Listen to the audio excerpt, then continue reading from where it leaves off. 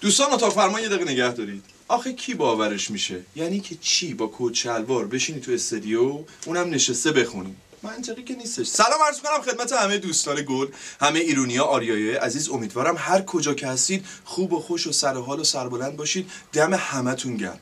دلم خیلی براتون تنگ شده بود. امیدوارم که این چند دقیقه‌ای که در خدمتتون هستم این دلتنگی رو یه جورایی رفع کنه. اما این سلام علیکه که میخوام الان توضیح راجبش بدم منباب ورودی یک برنامه تلویزیونی نیست. کاش که بود ولی الانه نیست.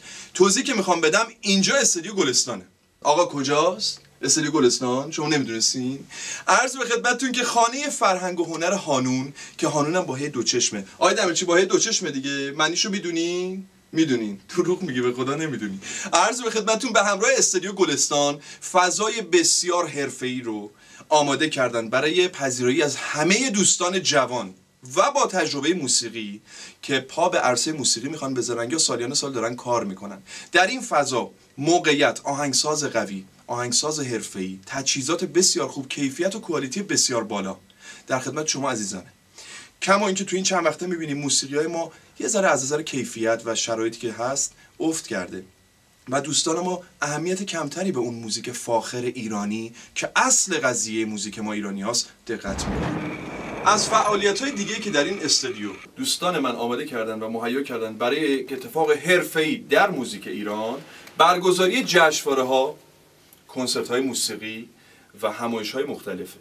اتفاقی که وجود داره، خانه فرهنگ و هنر هانون سابقه چندین ساله در برگزاری جشنواره‌ها و کنسرت‌های بسیار بزرگ موسیقی در ایران داره.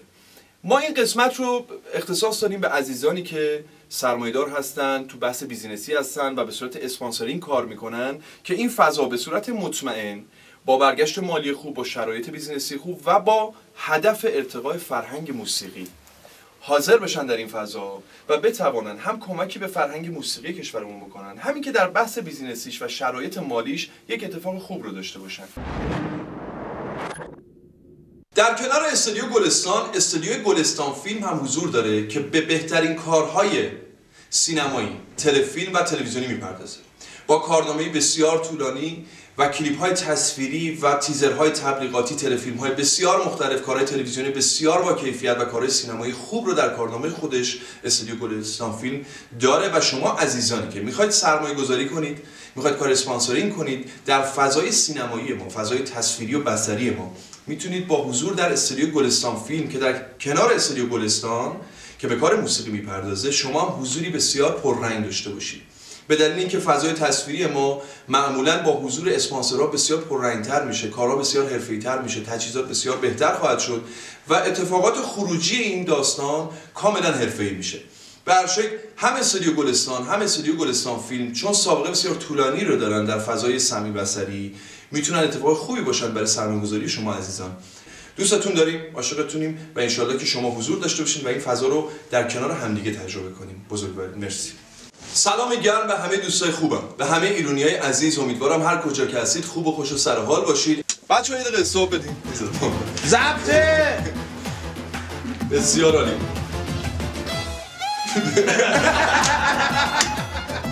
بر تایو تو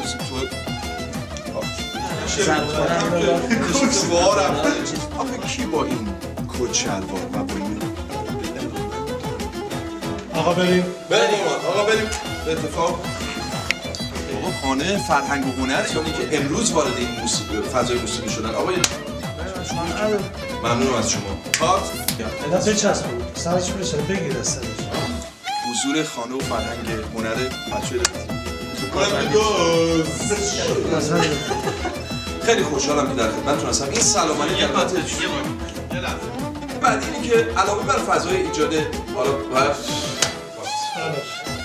فیدبک داری؟